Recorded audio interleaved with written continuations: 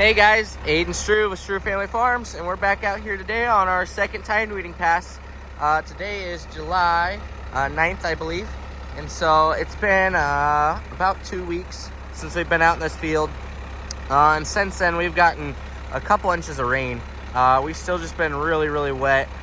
Seems like every rain that goes by we're catching, so it's making things pretty tricky as far as getting in and getting our weed control done. So kind of playing catch up, but that's just the year that we've got. So I wanted to show you what we're out here today doing. This will be our last tine weeding pass. Our beans are about 6 inches tall, and so they're actually looking pretty good.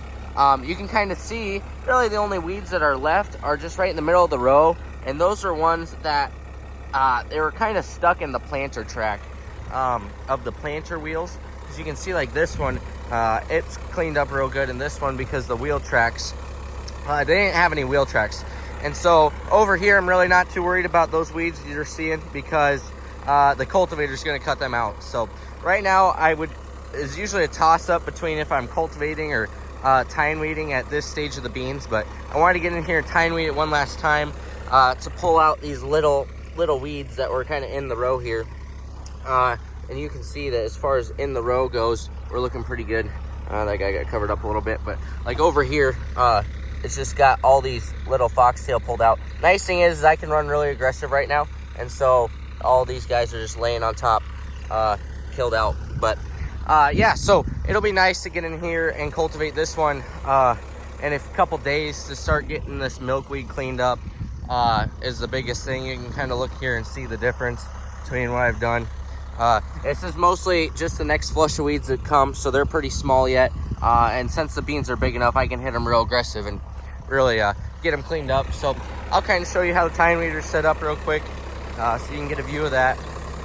And yeah, so you can see here that I got my tines tipped forward even more than I did the last time. So kind of the trick that we have figured out with the tine weeder, as you go through the season, you move your tine angle from being back and dragging a little bit, and then you get it straight up and down. And then when you tip it forward like this a little bit, it's really aggressive on that tip, so it really flicks those weeds out. So you can see that it's past a 90-degree angle, and so that tip is really able to rip that grass out. And now that the beans are big enough, they can take it. So yeah, it's getting out some pretty big foxtail actually here. You can see like this guy, all the weeds, I mean, that pulled out that great big piece of foxtail because I'm running like, at least 2 inches deep.